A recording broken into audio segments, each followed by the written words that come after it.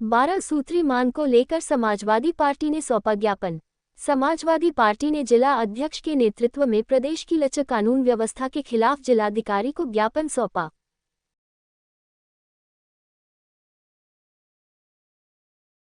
यहाँ पे धरना प्रदर्शन चल रहा है और ज्ञापन दे रहे हैं, किस संबंध में है?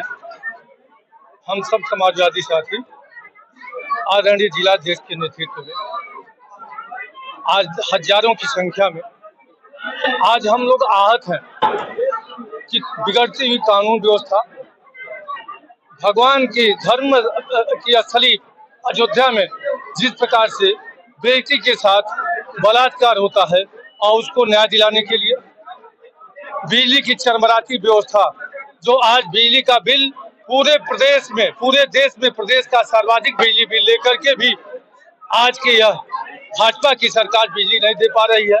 उस संबंध में गिरती कानून व्यवस्था, जो पूरे प्रदेश में बहन बेटियां सुरक्षित नहीं है, जाति आधार पर इनकाउंटर हो रहे हैं, धर्म के आधार पर इनकाउंटर हो रहे हैं, इन सारी चीजों को लेकर के हम सब समाजवादी साथी आज जिलाधिकारी महोदय को ज्ञापन देने आए हैं कि आप हमारी मांग को राज्यपाल महोदय तक पहुंचाने का काम कर सके, जिससे सबको चिकित्सा, शिक्षा, कानून व्यवस्था जो सरकार का दायित्व है वो प्रभावी तरीके से सरकार दे, अन्यथा हम समाजवादी पुनः आंदोलन के लिए बाध्य होंगे।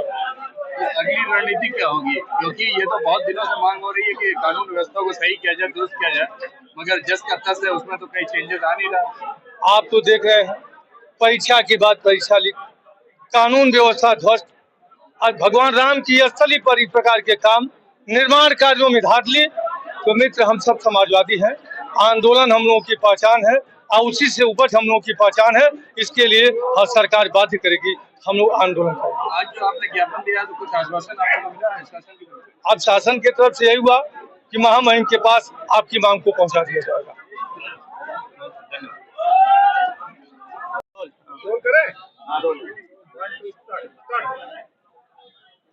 आज का जो ज्ञापन दे रहे हैं, किस संबंध में है? आज ये 12 सूत्री ज्ञापन समाजवादी पार्टी की तरफ से दिया गया है। आपने देखा होगा पिछले दिनों कानून व्यवस्था पूरे उत्तर प्रदेश में पूरी तरह से ध्वस्त हो चुकी है। यहाँ तक ध्वस्त हो चुकी है कि पुलिस का कर्मचारी अधिकारी चप्पल पहन के इनकाउंटर कर रहा है। तो वो इनकाउंटर कितना सही होगा, मतलब पुलिस भी अपराध करने का काम कर रही है। तो आज की तारीख में अगर देखा जाए, रक्षक ही भक्षक हो जाएगा तो कैसे काम चलेगा। तो समाजवादी पार्टी ने उसका अपना विरोध दर्ज करने के लिए, लोकतंत्र को बचाने के लिए ये अपना ज्ञापन देने का काम किया है। दूसरी बात, आप लोग गोरखपुर के लोग हैं, गोरखपुर में भूमि अधिग्रहण हो रहा है।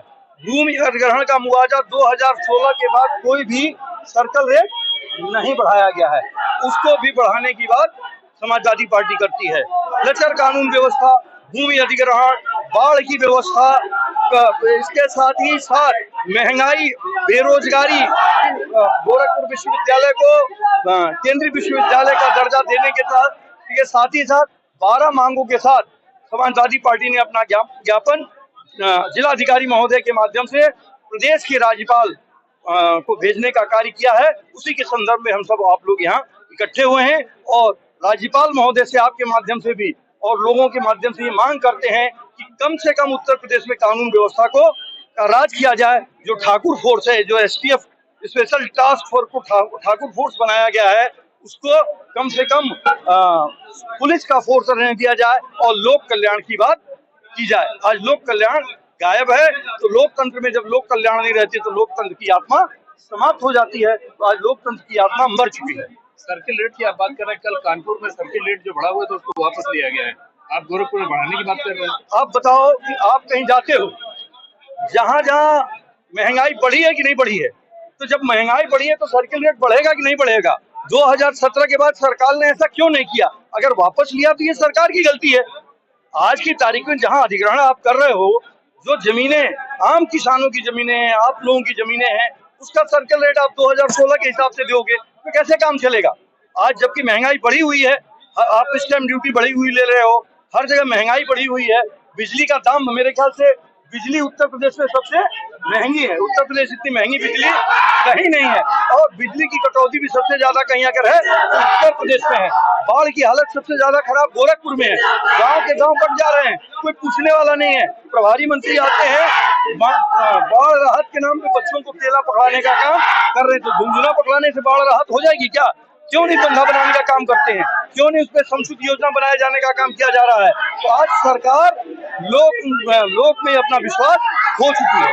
आपने जो इंगित किया है कि हवाई चप्पल पहन करके एनकाउंटर हो रहा है, उनकी धर्मपत्नी भाजपा में कोषाध्यक्ष हैं।